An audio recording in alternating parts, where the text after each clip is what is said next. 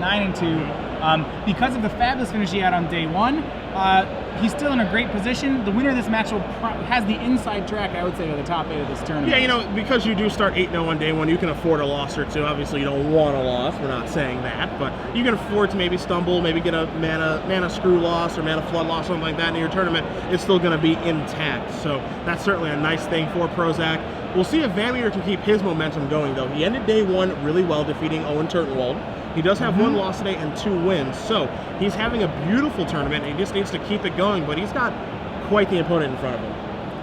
Exactly. So remember, when we have them at 9-2, the goal is to enter the last round with no more than 4 losses. Yep. That's probably the target each player is looking at. So that's, you know, in the next, both these players want to do no worse than 2-2 in the next 4 rounds. Absolutely. As we see both players starting off with a Ravnica Dual Land, a Kessig Wolf Run, probably going to signify a Farseek here for Prosak, and it does. So we'll probably go search out a Stomping Ground or a Blood Crypt, get that red mana online. There's your Stomping Ground. We're going to kick it back to VanMeter. Well, remember, so we kind of looked at this last round, and one of the ways we're looking at the matchup is that Adam, you know, there's kind of 2 phases to the game. The Junk Aristocrats deck, so Chris is going to try to make relevant threats, and for the early threats, Adam needs to play removal spells for them. Obviously, he can't have a removal spell for every threat, or at least not pre-board. So eventually what he has to start doing is blanking the threats by playing larger cards of his own. Farseek helps accelerate him to the second half of that game. Yes. You see Prosak, the way that he's drawing his card each turn, making sure that he's got a good habit in place in case he does draw a Bonfire of the Damned that needs to be miracled. You're going to see an Olivia Valderin putting VanMeter to the test immediately, demanding that he answer this threat or he cannot win. That's what Olivia is going to do here in this situation. So we'll see if VanMeter does have one of his 4 Tragic Slips at the ready. Right, this is a test for Tragic Slip because normally you can't make this play because a Garruk Relentless is also a potential removal spell for a tap out, but because Adam played that Farseek, really the only answer VanMeter would have would be a Tragic Slip right now. And I think, especially if I were Adam, and if Adam has a second Olivia, this is certainly a challenge he wants to make.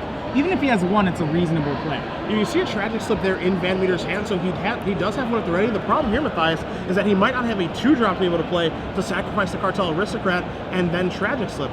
So it is a Varls that he's going to cast. Yeah, his other option was to, he could have attempted to swing with Cartel Aristocrat to see if he could bait out a block. Unlikely it would work, but now because of that, Olivia Valdarin's going to get a chance to grow a bit here. So potentially what he did here by not attacking with that Cartel Aristocrat is maybe missed out on 2 points of damage. I think he might have. Yeah. So we'll see if those 2 points do come back to haunt him here over the course of this first game between VanMeter and Prosak. As Prosak has drawn his card, you see a Blood Crypt at the ready. He's going to take 2. He's going to play Garruk Primal Hunter. So yeah, Prosak has really just not cared about, I said there's the removal spell half of the game. Prosak is skipping that one entirely. He's just decided he's going to outclass VanMeter's cards. He's going to be very, very proactive with his approach, but no attacks yet. Going to play a little bit of defense there with Olivia Valderin, maybe protect his Planeswalker a little bit, understanding the importance of Garruk Primal Hunter both in this game and in the matchup. Well, Chris has to answer the Olivia, right? Yeah. If he doesn't, Adam, Olivia will just completely take over a game by herself. When Adam is trying to go toe-to-toe with threats with VanMeter's deck, he's got to be careful because even though his cards, individually, are all better than the cards that VanMeter's playing, VanMeter's cards work as a team much better than Prosak's. So we'll see if VanMeter can build his board, get his synergies online. He already does have Sacrifice Outlets, triggering that Morbid. I think he may have a Garruk Relentless in his hand. Of course, because of the new Legend rule, he can actually play that. The Garruk Primal Hunter. It does remove the Olivia, which he may want to do. He also has the option to remove the Olivia. He has a Lingering Souls, so he might see, Lingering Souls, sack Tragic Slip. And the big thing here, too, is that we saw this a little bit earlier in the last match that you and I covered with the Garruks back and forth between Brad Nelson and his opponent. We'll see if VanMeter understands that interaction because of the new Planeswalker Legendary rule. See, Varros is going to sacrifice a Cartel Aristocrat.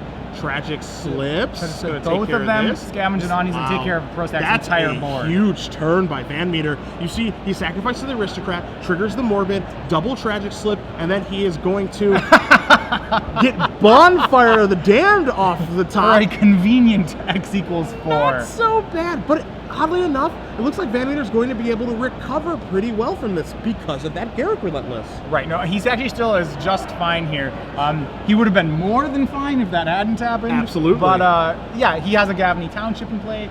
He He has Lingering Soul. He has the Lingering Souls Township combo and a Garukan Voice to follow up. He still has plenty of weapons at his disposal. So here comes VanMeter. He's going to start off with a Lingering Soul. So 2 Spirit Tokens and now a Voice of Resurgence are going to join the party. So that'll be his turn. And again, as you mentioned, that Gavany Township is looming for VanMeter. Right, I like, and VanMeter, Prosak stopped to check for another bonfire. I like that more than the making 4 Lingering Souls. There is a potential that Prosak just naturally has a bonfire in his hand, which he does. Which he does. And VanMeter's correctly playing around that. So you see Prosak is going to cast Bonfire of the Damned 4/2. Going to leave VanMeter with a 1/1 Elemental token. Prosak going to cast a Farseek as well. He is spellless, he is handless right now, so he's playing off the top of his deck, which is a scary proposition, but Jun's cards are so powerful that he can be okay in that situation. Right. It's really curious who you want to be in this situation. You want to give the initial, on first glance, you'd want to be the guy who has a Township, an Elemental, a Lingering Souls in graveyard, a Garuk in hand, as opposed to the guy who just has a bunch of lands. Correct. But you're right, Jun's cards are so good that it's, all it takes is one Olivia off the top, and suddenly I'd probably rather be the other guy. Yep. You see VanMeter does have that Garruk Relentless still in his hand. He's going to start his turn by casting a Skirkstag High Priest. Going to flashback that Lingering Souls, and we've already seen it happen once this game, but a Bonfire of the Damned off the top can turn this game around in a hurry. Right, yeah, so I think Bonfire and Olivia are really the cards that Prosak's hoping to get at. Prosak going to start his turn by attacking with a Mutavault. And again, that is a 2 of in Adam's deck. So he's able to play 4 colorless lands here, Matthias. 2 Mutavaults and 2 Kessig Wolfruns. Right, so it's interesting. There's a lot of colorless lands Jun can play. There's Mutavault, there's Kessig Wolfrun, there's Cavern of Souls. Most Jun players I have talked to have said that their preference is pretty much in that order: Wolfrun, then Mutavault, then Cavern. So Prosak is going to cast another Farseek after activating his Kessig Wolfrun.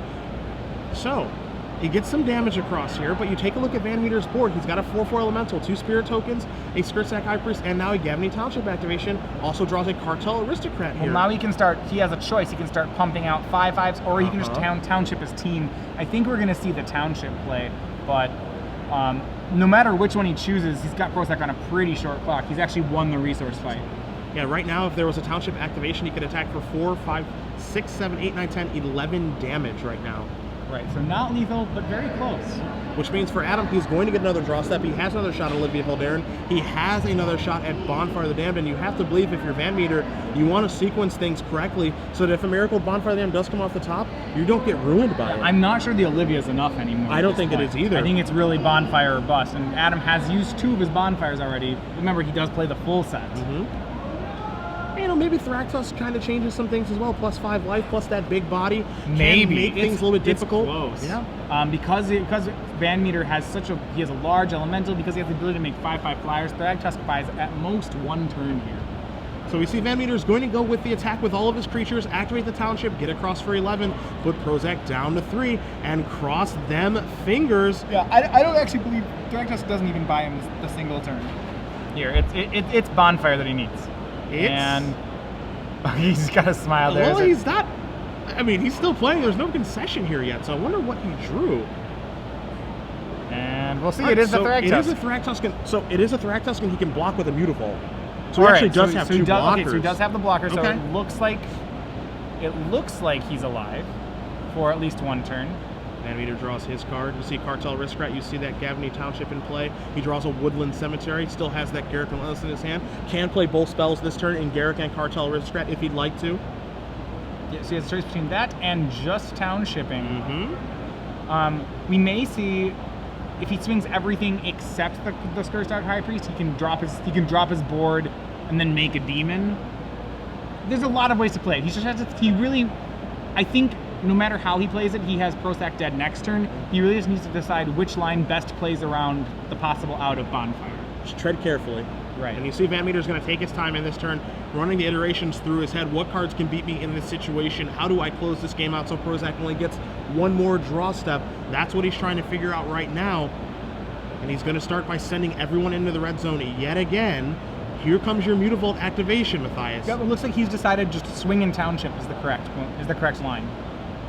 He needs to make sure that Thragtusk swinging back is not lethal with Kessig Wolfrun. It's 3, and with the mana, it looks like Prosak can pump it 5, which is still not enough. Even off a land at 6, only will deal 9. Yep. So there is your Township activation, as you did predict. Elevator moving up on each one of VanMeter's creatures. You'll see some trades in combat. You'll see Thragtusk provide a beast token momentarily. The turtle will play the role of the 3/3. And when it's all said and done, Prosak ends at 2. Down to 2. Let's see if it's here. Well, I think a Thragtusk is yet again, a good draw for him if he hits one. Okay, no, it's not a Thragtusk or a Bonfire. It is a tragic slip, and Adam Prosak will concede the game. So Chris VanMeter with Junk Aristocrats is going to win game number 1 over Adam Prosak playing Jund. As we're going to move along to our sideboards here, we'll take a look at Prosak's first, see what he can do to better this matchup, as he does have an additional Garrett Primal Hunter, a Rakdos Return, Olivia Voldaren, a Deadbridge Champ, Barter in Blood, Golgari Charm, Dreadbore, and a Curse of Death's Hold. Those are all singletons to go along with 2 Duress, 2 Liliana of the Veil, and 3 copies of Pillar of Flame. Matthias, what do you like here for Prosak? Well, we talked about this matchup last round when we saw Owen Turtenwald trying to do the same thing to Brad Nelson against Junk Aristocrats. I think it's a removal matchup. You know, as Jund does in a lot of its creature matchups, it tries to play removal spells. We saw how good Bonfire of the Damned was in this game. Yep. So I think it's a no-brainer that he plays that Curse of Death's Hold. Yep. Outside of that, he just wants to make sure that he can continue to 1-for-1. Things like Pillar of Flame, so that he can take care of Voice of Resurgence, seems great. Yep. The extra Olivia Voldaren is obviously really good. I like the Golgari Charm. I may even run the Dreadbore. Okay. The Dreadbore is a little closer because it doesn't actually kill all the things in VanMeter's deck. When you think about how it works with Rolls, Cartel Aristocrat, Voice of Resurgence, it's not actually a kill spell, so that one I'm a little more hesitant on. But anything else that I think kills a creature will come in. You know, one of the cards I really like that Prosak does have in his sideboard very briefly is that 4th Olivia Voldaren. With how great that card is across the board and how it puts opponents to the test right away, and it changed the way that VanMeter had to play that game, kind of makes sense to want to board that 4th one in so that you can up the opportunity to draw that card. Yeah, when it's good, it's really good. We take a look at VanMeter's sideboard here. He's got 1 War Priest of Thune, 2 Scavenging Ooze, 2 Duress, 2 Appetite for Brains, a Sin Collector, 3 Abrupt Decays, 2 Slayer of the Wicked, and an Obsidian Ghost Council. What do we like in this board? Well, he has less tools at his disposal in this matchup. Obsidian is pretty good at getting around kill spells. That's why the card sees play. So I have to imagine you're going to board that one in here. It's a very good start. Right, it's a start. So what else do you want? As we saw, VanMeter's cards are not as powerful, but they are more redundant and they work better together. He was able to beat Prosak that game because Prosak's deck had, basically that game he had some kill spells and bonfires, and he had really 2 threats. He had a Garruk and an Olivia, and once VanMeter took care of both of those, Prosak was in top deck mode, and VanMeter was able to win before Prosak's top decks won in the game. So I think ways to get rid of those threats, he wants to like just pick apart those 1 or 2 game winners that Prosak has. So I would use something like Appetite for Brains to try to do that. Maybe even Duress, though I'm a little less, because like I think both are fine. Appetite hits all of Prosak's game winners. Duress hits some of Prosak's game winners, but it's very unlikely to be dead. Okay. You know, how many discard spells do you want to sideboard in? Because, you know, early in the game they're great. We get to the mid to late game when we get in a top deck mode like we saw in that previous game, not so good. Myself, I would probably only board in the Appetites. Okay. I could see him doing up to even the Duress. I agree with you that Duress does have some utility in this matchup. Of course, Bonfire of the Damned being one of the better cards, and Prosak can't hardcast. How nice would it be to Duress a Curse of Death? Yeah. You know, that's very relevant. Right. Even a Farseek. Certainly possible. I mean, and I think that's why you play it, is because you play it so you can get the Curse of Death's Hold, but you're allowed to play it because you may, like, if the curse isn't there, at least you get a Farseek. Yeah. You guys are just joining us, Cedric Phillips, Matthias Hunt here in the booth. We have Adrian Sullivan on break right now, but he'll be back next round for you guys. Star City Games Open Series featuring the Invitational. If you do want to join us on Twitter, feel free. We'll be checking them all day long at SCG Live, hashtag SCGINVI. Join the conversation. Enjoy the coverage all day long as we've got 4 rounds to go after this of Legacy. And don't forget about that Standard Open, which has almost 1,000 players, a record breaker. As we saw, the previous record was, I think, in the 600s. Yeah, right around 700 was what we had in Indianapolis. As Prosak is going to take a look here, go to a sideboard, make sure everything's in working order. But, you know, we've broken the record, and we even saw Shaheen Saroni open up a Jace the Mind Sculptor. Really? A card I'm sure he has enough copies of, but another one certainly couldn't hurt. Shaheen was playing in the Standard Open, but he was 5-3 going into today. Yeah, it looks like he lost the first round, decided to drop and just move over to the Standard Open. That's pretty fair. Yeah, and he would have had to run the table into the top 8s. Yeah, run the table and have the breakers break his way and as well. And he wouldn't have gotten a Jace. True. So with Mythic Madness being given away, Shaheen opens up what is probably his 700th Jace the Mind Sculptor. Yeah, so like, Jace, boy, you guys know, Sheen, do you have a deck that could use this one, you think? Maybe? You know, maybe he might find a home for that. So you see, it looks like Prosak is going to take at least one mulligan here, as VanMeter is happy with his 7. Fortunately for him, the Jund deck does mulligan pretty well. Yeah, I mean, the reason the Jund deck mulligans really well is because the cards it wins with, so its actual proactive cards, are really good at getting, they continue to get value until they're answered. So, you know, Huntmaster just keeps flipping until you kill it. Olivia keeps killing things until you kill it. Garruk keeps activating. So when he's down a card, he can gain virtual cards back through those extra activations.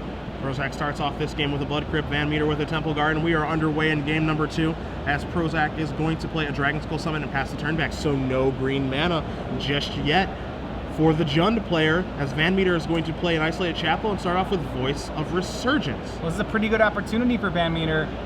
It's not too bad for Prosak here. Remember, his original game plan is really just to trade removal spells in the early game. Yep. So I don't think there's too much of a sense of tempo for Prosak. You know, he could miss a land drop here and be more or less okay with it. So here's a Lingering Souls for VanMeter, so he gets a board presence back. But I agree with you where, you know, the thing about the Junk Aristocrat deck is that it doesn't put a ton of pressure on it. It just takes some time to get everything assembled, but once it does get assembled, it's pretty difficult to actually break up. Right, and we saw there that Prosak missed his 4th land drop. Yep. So normally it'd be a kind of thing, especially in a deck where you're playing so many 4s and 5s that, you know, that you'd think that'd be really disastrous for him. But it's actually okay because in this matchup, what that means is that Prosak drew another removal spell. So once he hits his lands, he'll probably be able to play whatever card he just drew, and since he's just trying to 1-for-1 anyway, he can get good economy out of it. So there is a pretty decent top deck for Adam. Bonfire of the Damned is going to be for 2, not for 3. Is he going to redirect over to Garruk Relentless and turn it into Garruk Veil Curse? That's the question. The answer is yes, and he's going to sweep VanMeter's entire board presence. I believe one of the remaining cards in Prosak, you might think why he would flip it, because a lot of times Garruk the Veil Curse is better than Garruk Relentless, is that I believe one of Prosak's remaining cards is a Pillar of Flame. So even Chris VanMeter's only option here is to make a Death Touch Wolf. Prosak will be able to continue his strategy of 1-for-1ing next turn when he Pillar of Flames the Garruk. So now we get a 1/1 Death Touch Wolf. There's a white die for clarification for you guys at home. See how big that Garruk the Veil Curse is, sitting at 2 loyalty. Gonna flashback Lingering Souls here for VanMeter as well. Looks like, does he have another follow-up here? He's gonna pass the turn. Yeah, back VanMeter keeps making really good plays where he just can reload the board quickly. Unlike last game, he doesn't have the Gavany Township, so he doesn't have that Great Clock. Apparently it wasn't a pillar, it was just another bonfire, which Adam did, but that's not even that great of a play. It didn't really get a full card. It got a Garruk, you think about it, it got 3 creatures, but it's only half a Lingering Souls and the Garruk activation. He's not actually removing cards. He's not 1-for-1ing. So here's the Appetite for Brains that you mentioned during sideboard. Well, is he going to bring that in? Well, he's got 5 targets. And they're all really good targets. So it's a double Olivia, double Thragtusk, Hunt Master of the Fells. So in this situation, not hitting that 4th land is really hurting Adam Prosak. Oh yeah, and if he draws it next turn, he's able to turn this game around quite a bit. And one thing to look at here, Matthias, look at Prosak's life total, 18. Yeah, I mean, this board actually probably favors Prosak. He has a lot of lands in his deck, and it's going to be, once land 4 hits, not even thinking about land 5, it's going to be very hard for VanMeter to keep pace with these cards. I think what we'll see him take is the Hunt Master, even though Olivia's really good against him, because it'll be hard for Adam to use Olivia's abilities. Because he needs to spend his mana every turn doing, you know, casting more things. Like every time he activates Olivia, he's not playing a card. And VanMeter's making exactly that play. When you take a look at VanMeter's hand right now, as those Bonfire of the Damned have exhausted his resources, he's going to make a wolf with that Garruk the Veil Curse. His hand right now, Matthias, is a land, a War Priest of Thune that I'm sure he would have much rather saved for that Curse of Death Soul that he believes Adam has, and a Tragic Slip. And that just shows how much these players have practiced this matchup, that he has the War Priest of Thune against a deck with no enchantments in the main deck. He boarded one in. You see VanMeter draws a Sunpetal Grove. Prosak misses his 4th land yet again, thinking to himself, if I can just draw running lands here, I can win this game. We'll see if VanMeter is going to sacrifice anything to maybe go get Nobes at that. If he's just going to make another wolf, he is going to sacrifice. Yeah, he needs to take this opportunity to put pressure on while he still can. He knows how bad things are going to be as soon as Prosak hits that 4th land. And exactly as you said, it's Obsidian Ghost Council.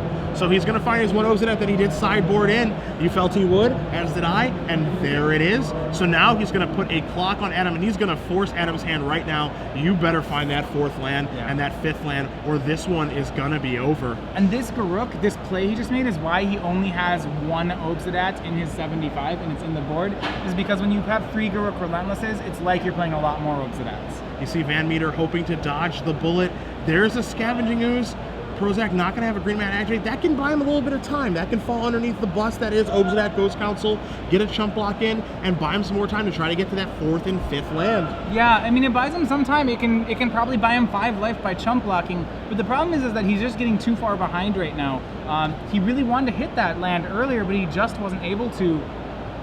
Right now, we know that Chris VanMeter has a Tragic Slip, so actually that 4th land for Prosak only enables an Olivia Voldaren, which VanMeter, because he'll make a wolf here, will be able to sack the wolf, find a creature, Tragic Slip the Olivia, and continue the assault. It's going to take, 2 lands from Prosak to make progress on the board, and he might not have life points at that time. So you see the draw for VanMeter this turn is actually a pretty important one. I believe he drew Veryl's the Scar Strike. That's going to make things even more difficult for Prosak now, and he might be too far behind. The water may be coming up too much here as a wolf token is going to be put into play for VanMeter. You see him reaching for mana. There is your Veryl's, the Scar Striped. Prosak, it surprised me that he didn't chump block the Obsidian. That's some resignation, I would think. He's kind of resigned to the fact that, he can't win at this point, and he shakes the hand to basically say the same thing. So, Chris VanMeter is going to move on to 10-2, defeats Adam Prosak, who was leading the pace coming into today. Junk Aristocrats does defeat Jun.